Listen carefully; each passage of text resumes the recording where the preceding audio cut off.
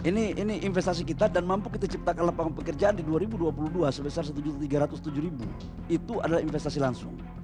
Apa yang saya mau sampaikan, bahwa ini hasil dari reform regulasi yang kita lakukan lewat Undang-Undang Cipta Kerja. Jadi nggak benar kalau kemudian ada orang mengatakan bahwa nggak ada efek perbaikan regulasi di Indonesia terhadap investasi. Ini buktinya. Dan inilah yang membuat kita survive pertumbuhan ekonomi kita. Dan pikiran saya, karena investasi kita di kuartal Q&Q, kuartal ketiga, kuartal keempat itu sekitar 2%, maka saya punya keyakinan Bang Bosco, pertumbuhan ekonomi kita di Indonesia di kuartal keempat masih di atas 5%. Karena Indonesia ini perempuan cantik yang sedang didekati oleh banyak orang. Sinergisitas, hubungan dagang, sesuatu yang sudah baik buat tuan negara harus kita tingkatkan. Kita masyarakatnya banyak, artinya apa? Ada kepentingan-kepentingan untuk negara untuk melakukan transaksi perdagangan. Supaya apa? Konteksnya win-win. Kita hanya mengharapkan dua. Negara berkembang jadi maju, masa nggak boleh? Tetapi kita harus memberikan apa? Kesempatan kerja buat generasi muda Indonesia. Toh semua negara butuh keamanan, butuh Indonesia yang aman, butuh Indonesia yang berkembang. Adanya investasi seperti ini memberikan kepercayaan yang baik pada negara kita. Sehingga nantinya investor yang lain akan datang dan kita harapkan dengan investasi-investasi itu pertumbuhan ekonomi kita akan bisa kita pertahankan dalam posisi yang baik. Dan yang kedua, bisa membuka lapangan kerja yang seluas-luasnya. Yang ketiga, memberikan penerimaan negara, baik itu lewat pajak, lewat penerimaan negara bukan pajak, PNBP, atau lewat pajak karyawannya, dan bisa juga men-trigger pertumbuhan ekonomi di daerah. Itulah fungsi investasi, dan kepercayaan seperti ini memang harus kita jaga betul.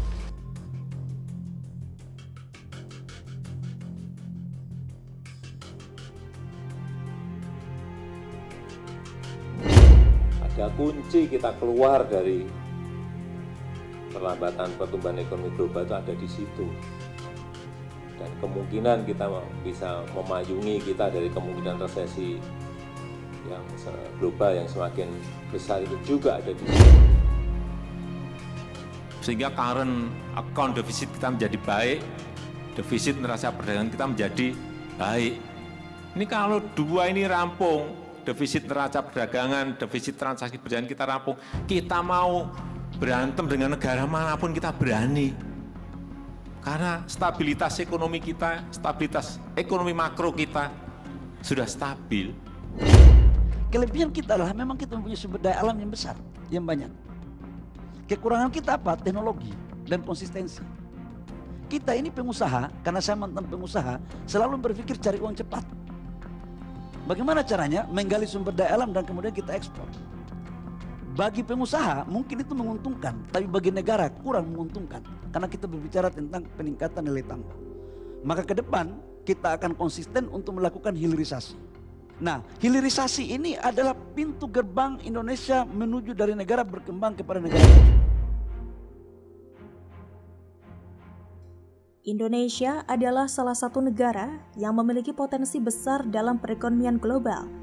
Namun Indonesia juga masih menghadapi tantangan dalam meningkatkan daya saing dan pertumbuhan ekonominya. Di era digitalisasi, daya saing dan pertumbuhan ekonomi Indonesia semakin teruji karena adanya persaingan global yang semakin ketat. Tentu kita masih ingat pada tahun 2019, Indonesia pernah gagal mengantongi investasi saat 33 perusahaan berelokasi investasi dari Tiongkok ke negara-negara ASEAN. Indonesia tidak dapat satupun. Vietnam juaranya, mendapatkan 23 perusahaan. Sisanya ke Malaysia, Thailand, dan Kamboja.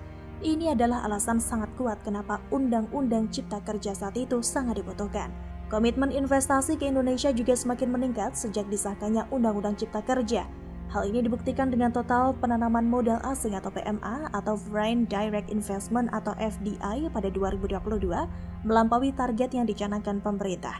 Sepanjang 2022, investasi asing yang dibenamkan di Indonesia mencapai 1.207 triliun rupiah lebih 7 triliun rupiah dari target pemerintah.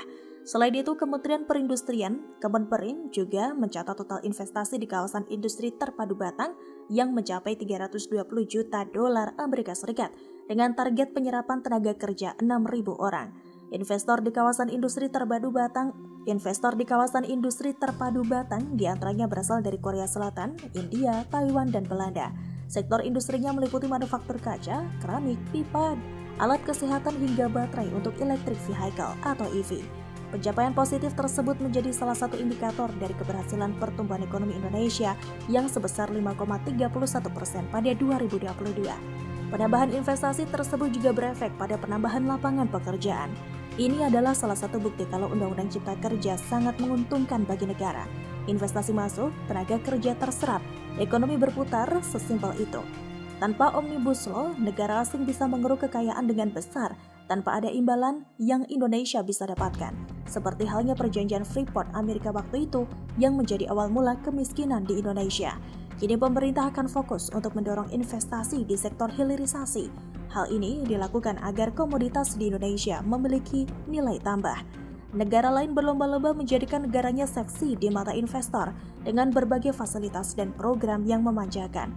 Mereka merayu lewat tawaran menggiurkan yang sulit ditolak investor. Kalau Indonesia tidak berbenah, pasti akan kembali mencium asap knalpot negara lain yang duluan maju kencang.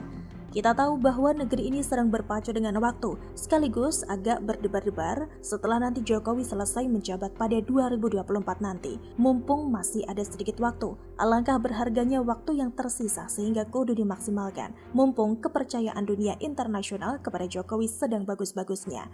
We never know. Jangan-jangan nanti presiden pengganti Jokowi malah menghambat kemajuan negeri ini. Meski kans yang sebaliknya juga tetap ada kalau negeri ini memilih presiden yang tepat buat meneruskan program kerja Jokowi sejak 2014 hingga 2024 nanti. Meskipun tantangan yang dihadapi Indonesia dalam meningkatkan daya saing dan pertumbuhan ekonominya di era seperti saat ini sangat besar, namun dengan mengambil tindakan konkret, Indonesia memiliki potensi besar untuk memanfaatkan peluang yang ada dan menjadi pemain utama dalam perekonomian global di masa depan.